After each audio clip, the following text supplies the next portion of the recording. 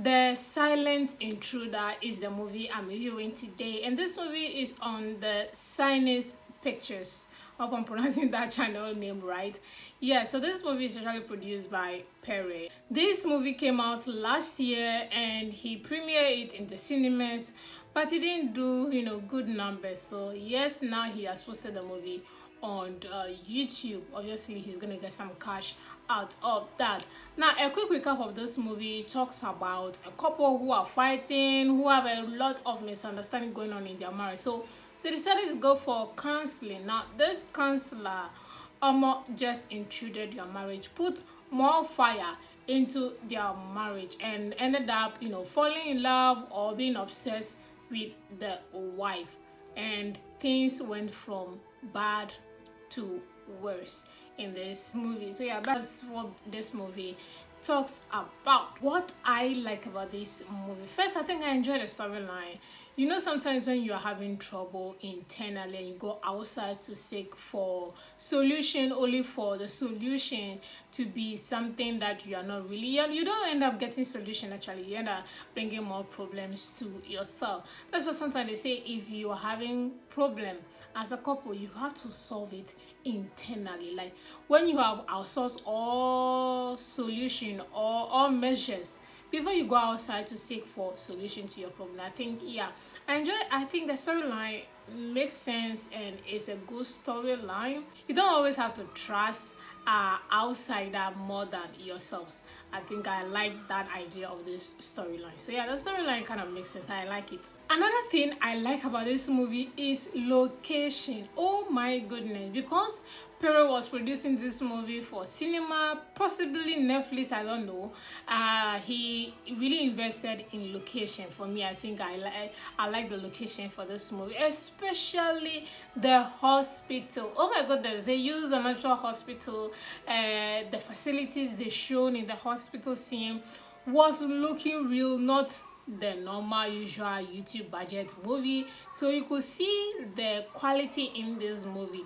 Then also the houses of each personnel or each actor, that is Venita's house, that is also the couple's house. That couple house was really beautiful. Oh my goodness. Then of course the office location. My goodness, did you see that office?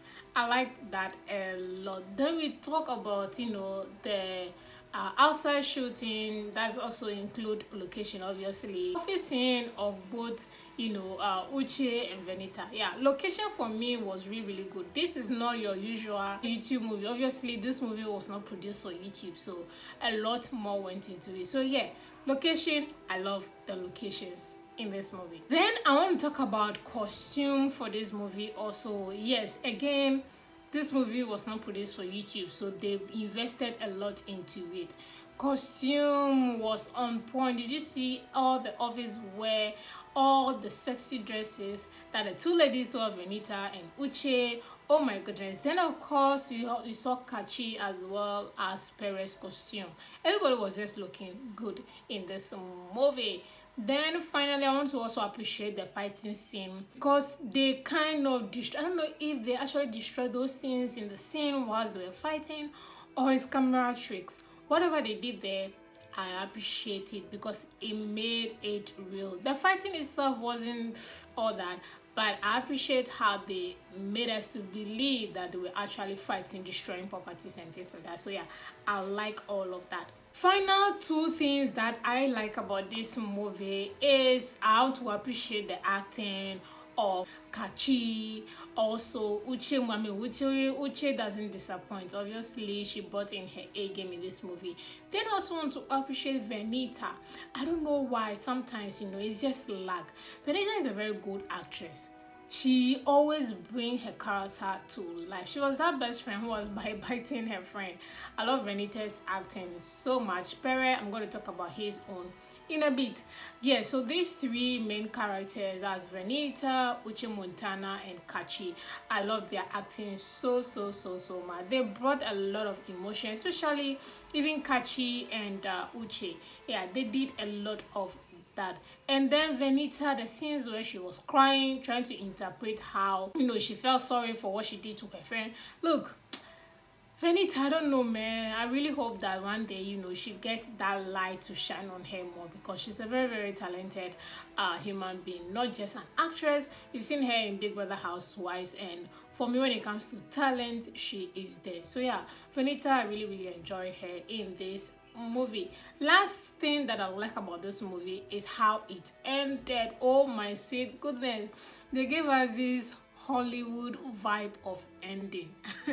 Yes, Pere as the silent intruder did not die. Oh my goodness, I'm like, this guy, after that car hit him as hard as it is, he did not die, he survived. So that means if this movie will continue, it is going to have part 2. He's going to as a counselor, he's going to disrupt another couple or destroy another people's marriage. So I was like, yeah, I think I love how it really ended, surviving and making us, or giving us a suspense that yes, he's still out there, the destroyer is still out there, the enemy is still out there, which obviously he's going to do the same thing to another couple.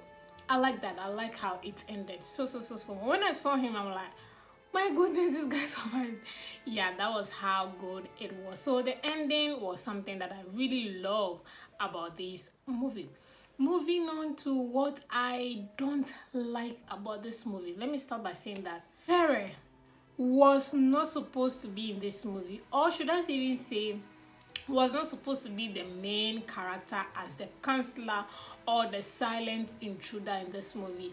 He did not fit that character at all. Like, what was that? The acting was terrible. You know how Pere talks? He doesn't open his mouth.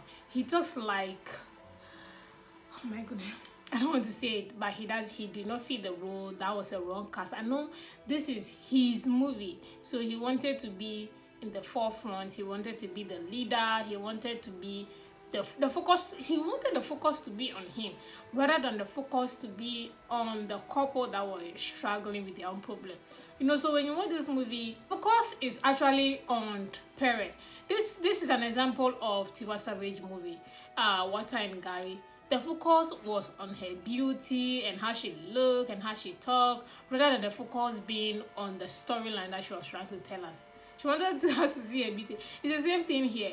Pere did not fit into that character. He was not supposed to be in the, even if he was supposed to be a supporting cast, somebody advising Kachi or something like that.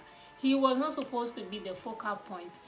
In this movie, as a counselor, he did not fit that role at all. He made the movie annoying. He made the character very annoying. He made this movie did not sell. I'm sorry, I have to say it. He made his own movie not to sell because he could have casted somebody better. I mean, we have tons and tons of actors who could have done this silent intruder perfectly. Pere was not that character. What was that makeup? What was that hair? What was how he speaks? Even when we talk about his character, I think I waste all the time talking about only Pere. Yes, I hated his character. Not because he did not, of how he acted, he did not fit it. This was a wrong casting. He was not supposed to be the one acting this movie. Pere, sometimes if you want to make money, don't use yourself as the main focal point, especially if you read your own story. No, Pere is not supposed to act this the way he talks as a counselor. There was no this self-confidence coming from him. He was talking as if he was being rude and condescending and just feeling himself rather than showing compassion to his people that he was trying to console. He was rather feeling pompous. That was not what a counselor is supposed to be. If you watch, you know. Nah, just zero. The whole character played zero. Another thing that I don't like about this movie is the fighting scene. The fighting scene, obviously, I said that I appreciate how everything was just being destroyed. They made us to believe. Now, the fighting scene, obviously, we know how Nollywood is. It's not going to be as real as it can get. Now, what I don't like about that fighting scene was when Pere was fighting the two ladies, the husband, that's Kachi, came in. Venita was already dead. Uche tried to run out of the house, met the husband who was driving to come and help her. Now you saw your husband. Why is the husband now running back into the house? For what? Was the purpose of him coming back? Was he not coming to that scene or coming to the house to save the wife? I thought the wife wanted to come out of the house. All she needed to do was enter the car and then drive off to the hospital to, treat the wife or so. Or rather, yeah, same thing, and call the police in to trace this counselor who has killed somebody. Is that not how it's supposed to be? So why then did he go back to fight the counselor? What was that? What was the reason for that? So yeah, it doesn't make sense at all. Another thing, police came, didn't they catch the counselor? How was the counselor able to escape from the hospital? It doesn't make sense. Police came, the ambulance came. Did he run away? Or did he also go to the hospital at the same time when Uche and the husband went to the hospital? Like, what is all that confusion going on? It just didn't make sense when you try to understand it. So yeah, this movie, the storyline was not ticking. That is why it just didn't make it in the bus in the cinema. So yeah, it didn't make sense at all. The ending of this whole storyline, the storyline made sense. Execution of all the storyline, how it's supposed to be arranged, was just zero. And I understand why it just didn't make it in the cinema. So yeah, that is one thing that a lot actually that I didn't like about this movie. Another thing that I did not like about this movie is the size. Obviously, that is the size ratio. I can pardon it because this is his first time posting on his YouTube channel. So this frame size was so tiny. I'm like, oh my goodness, so tiny. Like, it makes all the characters very, very small. And I'm like, no, this is not it. This is not it at all. I don't like it.